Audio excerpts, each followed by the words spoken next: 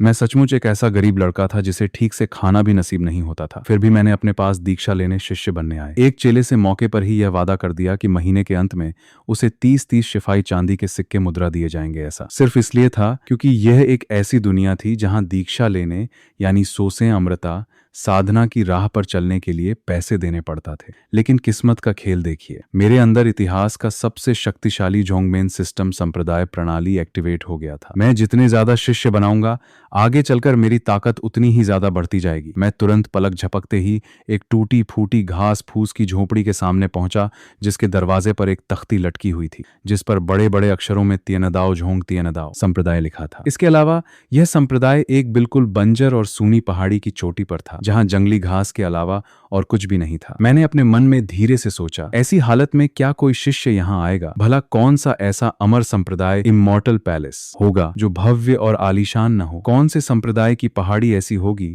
जो बादलों और धुंध से न घिरी हो और जहां से ईश्वरीय ऊर्जा न बहती हो? खैर, बड़ी बड़ी बातें बनाना और झूठे सपने दिखाना, हवा में महल बनाना तो मेरा पुराना काम है। 1 घंटे बाद मैं वहां से 10 मील दूर युनशुई शहर के टैलेंट मार्केट भर्ती बाजार में हाजिर हुआ। इस दुनिया में इसे बायजोंग हुई 100 संप्रदायों का महासंगम कहा जाता है। यह एक ऐसी जगह थी जहां आसपास के सभी संप्रदाय और ताकतें एक साथ मिलकर चेले भर्ती करती थीं ताकि काम जल्दी हो सके। तुम्हारी मुख्य शिष्य फॉर्मल डिसाइपल की परीक्षा पास नहीं हुई है। 6 महीने बाद दोबारा आना। एक ठंडी आवाज उस छोटे से कमरे में गूंजी। जुगे फेंग ने मेज के सामने बैठे अधेड़ उम्र के आदमी की तरफ सिर उठाकर देखा। उस आदमी ने उसकी तरफ देखा तक नहीं और सीधे कहा, अगला वांग मैनेजर प्रबंधक लिंगजियाओ संप्रदाय के 6 टेस्ट में मैं हर बार पहले नंबर पर आया था, फिर मैं पास क्यों नहीं हुआ? जुगे फेंग ने हार न मानते हुए पूछा। वांग नाम के उस अधेड़ उम्र के मैनेजर ने मुड़कर उसकी तरफ एक तिरछी नजर डाली और कहा, क्यों? क्या तुम्हारे पास भी उसकी तरह फाउंडेशन बिल्डिंग जूजी स्तर का एल्डर बुजुर्ग गुरु बाप है? जुगे फेंग के पास इसका कोई जवाब नहीं था। उसने फिर पूछा, तो फिर हान जूनियर का क्या? उसके नंबर तो मुझसे बहुत कम थे, वह कैसे पास हो गया? वांग मैनेजर हंसा।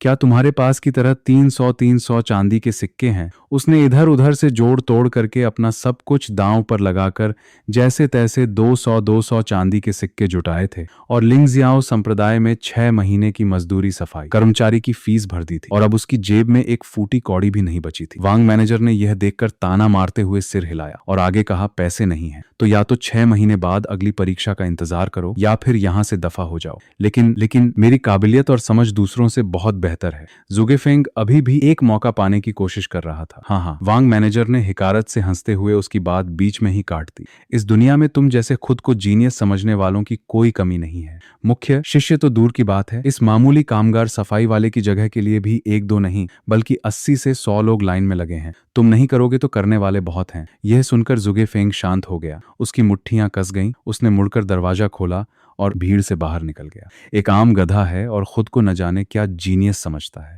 पीछे से वांग मैनेजर के बड़बड़ाने की आवाज आई। दरवाजे के बाहर एक लंबी कतार लगी थी जहां लड़के लड़कियां बड़ी घबराहट के साथ अपने नतीजों का इंतजार कर रहे थे। लिंगजियाओ संप्रदाय का मुख्य शिष्य बनने का मतलब था कि उन्हें अमर कलाएं, इमॉर्टल टेक्निक्स सीखने का मौका मिलेगा, भले ही इसके लिए ढेर सारे पैसे देकर किताबें खरीदनी पड़े। लेकिन आखिर वो थीं तो अमर कलाएं ही। अगर एक बार साधना पूरी हो गई तो वे हवा और बारिश पर राज करने वाले अमर देवता बन सकते थे।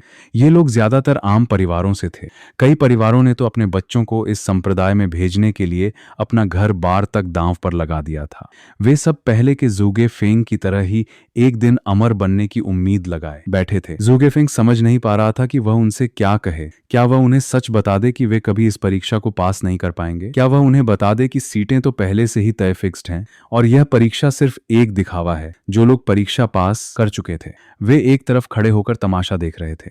कुछ ही दूरी पर एक पेड़ के नीचे महंगे और चमकीले कपड़े पहने कुछ लड़के लड़कियां खड़े थे जो लाइन में लगे लोगों को देखकर मजाक उड़ा रहे थे। सीनियर गान, जूनियर हान और जूनियर सिस्टर लियू को किसी नतीजे का इंतजार नहीं करना था। उन्हें परीक्षा से पहले ही सब पता था। अन्याय, गुस्सा और बेबसी जैसी भावनाओं ने जुगे फेंग के सीने को भर दिया और आखिर में उसके मुंह से एक ठंडी आह निकल गई। बाप रे! इतने सारे लोग! सुबाई जैसे ही बाइजोंग हुई के बड़े मैदान में दाखिल हुआ, वहां का नजारा देखकर दंग रह गया। लोगों की काली भीड़ ने पूरे मैदान को घेर रखा था। इस दुनिया के लोग अमर बनने सोसें के लिए इस कदर दीवाने थे। उसने ध्यान से गिना, वहां लगभग 107 संप्रदायों के बोर्ड लगे थे, जिसका मतलब था कि 100 से ज्यादा संप्रदाय वहां चेले भर्ती करने आए थे। इन संप्रदायों के बोर्ड एक से बढ़कर एक आलीशान और भव्य थे। सबसे बीच में लगा बोर्ड तो सबसे शानदार था। उस तख्ती पर सोने के अक्षरों में लिंगजियाओ झोंग लिखा था और नीचे कुछ लाइनें लिखी थी। अमर संप्रदायों में टॉप 500, हर महीने की बुनियादी सैलरी। इस समय लिंगजियाओ संप्रदाय के काउंटर के चारों तरफ भारी भीड़ थी। हर कोई वहां जगह पाने के लिए जद्दोजहद कर रहा था। सुबाई ने पहले उस आलीशान बोर्ड को देखा और फिर अपने हाथ में थामे हुए लकड़ी के टूटे टुकड़े को देखा। वह मन ही मन सोचने लगा, मानना पड़ेगा टॉप 500 संप्रदाय वाकई पैसों से खेल रहा है। एक महीने की सैलरी ही 30-30 चांदी के सिक्कों से शुरू हो रही है, तभी तो इतने लोग वहां जाना चाहते हैं। सुबाई ने चारों तरफ नजर दौड़ाई। बाकी संप्रदायों के बोर्ड पर महीने की सैलरी 3 से लेकर 30 चांदी के सिक्कों के बीच लिखी थी। उसने अपनी जेब में बचे हुए आखिरी 20 सिक्के टटोले और बुदबुदाया, जब चेलों को सैलरी देने की औकात नहीं है तो मैं यहाँ क्या खाक करने आया हूँ। कुछ पल बाद उसने अपना दिल पक्का किया और लकड़ी के टुकड़े पर कुछ लाइनें लिख दी। तेंदाओ संप्रदाय, भविष्य का नंबर 1 संप्रदाय, हर महीने की बेसिक सैलरी 30 चांदी के सिक्के, सीट सिर्फ 1। अरे भाई, मैं सिस्टम वाला आदमी हूँ, मैं भला 3 चांदी के सिक्कों के लिए अपनी कमर क्यों झुकाऊं? वैसे भी सैलरी तो 1 महीना पूरा होने के बाद ही देनी है ना। पहले चेले भर्ती करके संप्रदाय का लेवल बढ़ाता हूँ, 1 महीने बाद पैसों की कमी थोड़ी ना रहेगी। ये सोचकर सुबाई ने एक जगह ढूंढी, लकड़ी का बोर्ड खड़ा किया और आराम से बैठकर चेलों के आने का इंतजार करने लगा। वहां आने वाले लोगों की तादाद बहुत ज्यादा थी। भले ही सब लोग लिंगजियाओ संप्रदाय में जाना चाहते थे, लेकिन बहुत से लोगों की काबिलियत कम थी और लाइन लंबी होने के कारण वे दूसरे संप्रदायों की तरफ रुक कर रहे थे। हर बोर्ड के सामने लोगों की भीड़ थी। मैं अपनी जगह पर मुस्कुराते हुए आवाजें लगा रहा था, लेकिन जैसे ही लोग पास आकर मेरे बोर्ड को देखते, उनकी आंखें फटी की फटी रह जाती और मुंह खुले के खुले रह जाते और फिर वहां ठहाकों की गूंज सुनाई देने लगती। क्या यह सच में किसी संप्रदाय का बोर्ड है या कोई मजाक चल रहा है? एक आदमी ने मेरे सामने रखी उस पुरानी टूटी फूटी लकड़ी की तरफ इशारा करते हुए जोर से हंस दिया, जिसके किनारे ऐसे थे जैसे किसी कुत्ते ने चबाए हों। देखने की भी जरूरत नहीं है, पक्का कोई फ्रॉड संप्रदाय है जो अमर बनने की जल्दी में रहने वाले सीधे साधे लोगों को ठगना चाहता है। एक दूसरे आदमी ने बड़े ज्ञानी अंदाज में नफरत से कहा, मुझे अपने बच्चे को ऐसे लोगों से दूर रखना चाहिए, कहीं उस पर बुरा असर न पड़ जाए। अरे भाई, तुम लोग जरा देखो तो सही, उस ठग के बोर्ड पर क्या लिखा है? हर महीने की बेसिक सैलरी 30 चांदी के सिक्के। मैं पागल हो गया हूँ या यह दुनिया पागल हो गई है? लिंगजियाओ संप्रदाय जो कि टॉप 500 में आता है, वह 30 सिक्के दे रहा है और ये लगता है पैसों के चक्कर में इसका दिमाग फिर गया है। लोग समझ रहे थे कि ये कोई धोखेबाज है, पर ये तो पैदाइशी बेवकूफ निकला। भीड़ उसका मजाक उड़ा रही थी, जिससे और भी लोग वहां खींचे चले आए। एक कम उम्र के लड़के को लकड़ी का टूटा टुकड़ा लेकर चेले भर्ती करते और आते ही 30 चांदी के सिक्कों का दावा करते देख हर कोई लोटपोट हो रहा था। चलो मान भी लें कि यह धोखेबाजा नहीं है, पर अगर यह सच भी है तो इसे अपनी औकात का अंदाजा नहीं है। क्या इसकी क्या हैसियत है जो यह 30 सिक्के देगा? आस पास की बातें सुनकर मैंने अपनी भौहें सिकोड़ी। मुझे कुछ अजीब लग रहा था। मेरे संप्रदाय की सुख सुविधाएं इतनी अच्छी हैं, फिर भी लोग मेरा मजाक उड़ा रहे हैं। क्या यह जरूरी है कि मेरे तिएंदाओ संप्रदाय की सैलरी हमेशा लिंगजियाओ संप्रदाय से कम ही हो? मुझे बैठे हुए 4 घंटे हो चुके थे। कुछ संप्रदाय अपने चेले पूरे करके जा चुके थे और कुछ नए संप्रदाय आ रहे थे। लोगों का आना जाना जारी था। कई लोग मेरे पास आकर रुकते, लेकिन बोर्ड देखते ही पहले हैरान होते और फिर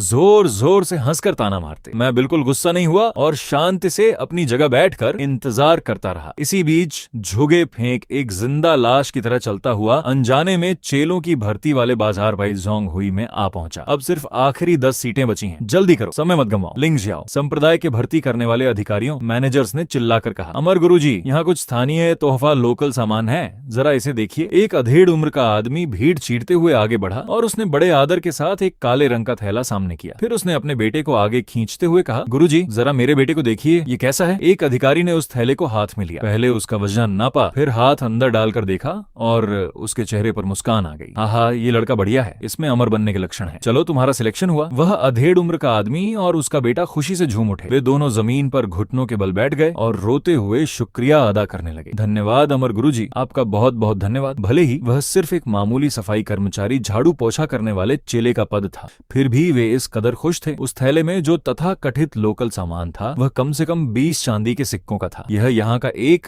बिना लिखा नियम बन चुका था। बिना रिश्वत या सेवा पानी के यहाँ कोई सीट नहीं मिलती थी। वैसे भी कामगार बनने के लिए लोगों की कमी नहीं थी। अधिकारी की मर्जी थी कि वह किसे चुने। जब तक कोई फायदा ना हो वो किसी को सीट क्यों देंगे। सामने खड़े उस अधेड़ उम्र के आदमी के कपड़ों पर पैच रफू लगे थे। उसकी आर्थिक स्थिति साफ तौर पर खराब थी। ये पैसे उसने पक्का अपनी भूख प्यास मारकर सालों की मेहनत से जोड़े होंगे। झोगे फेंक एक तरफ खड़ा होकर यह सब चुपचाप देख रहा था। उसे उस आदमी में 6 महीने पहले का अपना रूप दिखाई दे रहा था। 6 महीने पहले मैंने अपना इकलौता घर बेच दिया था और इधर उधर से मांगकर जैसे तैसे 200 चांदी के सिक्के जुटाए थे। उनमें से 20 सिक्के रिश्वत में चले गए ताकि मुझे कामगार की नौकरी मिल सके और 180 सिक्के 6 महीने की एडवांस फीस में जमा हो गए थे। लेकिन इस मामूली काम में भी रहने खाने का कोई ठिकाना नहीं था। मेरे पास फूटी कौड़ी नहीं बची थी। इसलिए अपना काम खत्म करने के बाद मैं सीनियर भाई बहनों के छोटे मोटे काम करता था ताकि खाने कपड़े के लिए कुछ पैसे कमा सकूं। 6 महीने तक बिना किसी छुट्टी के सीढ़ियां साफ करना, पानी ढोना और जड़ी बूटियां उगाना जैसे ढेरों काम किए संप्रदाय का नियम था कि अमर विद्या सीखने के लिए पहले 6 महीने कामगार बनकर रहना होगा और हर महीने संप्रदाय को 30 चांदी के सिक्के देने होंगे, नहीं तो बाहर का रास्ता देखना पड़ेगा। और आज मेरी हालत यह है कि घर बिक चुका है, परीक्षा में फेल हो गया हूँ, आगे काम जारी रखने के लिए पैसे नहीं है, जेब खाली है और आगे का रास्ता धुंधला है। अगर मैं अमर नहीं बन पाया तो अपने माता पिता की मौत का बदला कैसे लूंगा? क्या मैं जिंदगी भर कभी बदला नहीं ले पाऊंगा? जब मैं वहां से जाने ही वाला था तभी मेरी नजर एक बोर्ड पर पड़ी। तेंदाव संप्रदाय रहना और खाना बिल्कुल मुफ्त। संप्रदाय में आते ही अमर विद्या सीखने को मिलेगी। हर महीने की बेसिक सैलरी 30 चांदी के सिक्के सीट। केवल एक संप्रदाय में आते ही अमर विद्या सीखने को मिलेगी। मैं चाह कर भी अपने कदम नहीं रोक पाया। मेरी आंखें उस बोर्ड पर टिक गईं। अगर संप्रदाय में कदम रखते ही साधना शुरू की जा सकती है तो यह विचार मेरे दिमाग में जंगली घास की तरह तेजी से फैलने लगा, जिसे रोकना नामुमकिन था। काफी देर तक सोचने के बाद मैंने अपने दिल की धड़कन को संभाला और उस बोर्ड की तरफ बढ़ गया। सुबाई ने कुछ देर और इंतजार किया। उसने बोर्ड पर कुछ और लाइनें लिख दी और भविष्य का नंबर, एक संप्रदाय जैसी बड़ी बड़ी बातें हटा दी, क्योंकि वह अब सच के साथ काम करना चाहता था। उसे अपने संप्रदाय को अपग्रेड करने और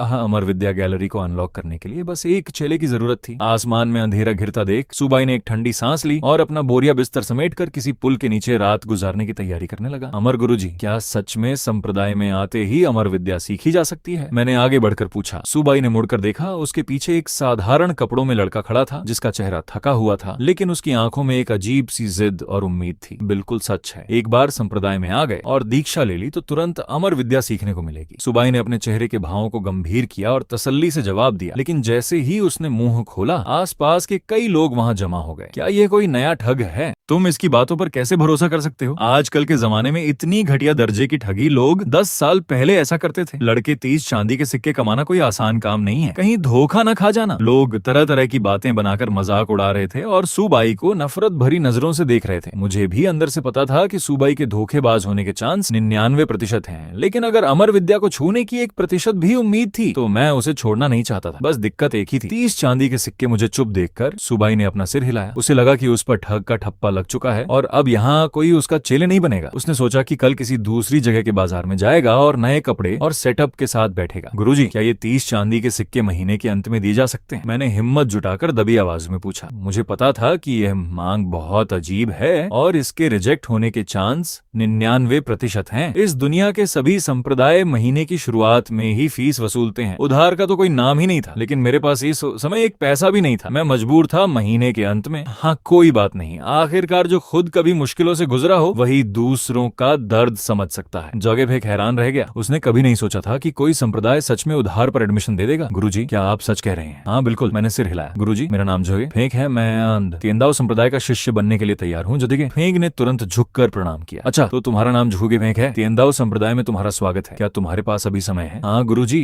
मेरे पास जाने के लिए कोई जगह नहीं है। मैं अभी आपके साथ संप्रदाय चलने को तैयार हूँ। मैं जोगे फेंक को लेकर वहां से चल पड़ा। दूसरी तरफ खड़ी भीड़ फिर से हंसने लगी। ये लड़का क्या सच में बेवकूफ है? इतनी मामूली सी चालबाजी भी नहीं समझ पाया? किसी ने उसका मजाक उड़ाया तो किसी और ने कहा, अरे छोड़ो भी, उसने खुद कहा कि उसके पास फूटी कौड़ी नहीं है, वह ठग उसे क्या लूटेगा। अरे किसने कहा कि ठगी सिर्फ पैसों के लिए होती है? क्या पता वह उसकी किडनी अंग निकालने के चक्कर में हो। क्या तुमने नहीं सुना कि कुछ बड़े लोग जवान और सेहतमंद किडनी की तलाश में रहते हैं? किसी और ने डराया। तभी भीड़ में से एक आदमी ने ठंडी सांस लेते हुए सिर हिलाया। दूसरों के मामलों से दूर रहो और उनके भाग्य का सम्मान करो। हमारे अपने दिन इतने खराब चल रहे हैं तो मुसीबत को क्यों गले लगाना। यह लड़का खुलेआम ठगी कर रहा।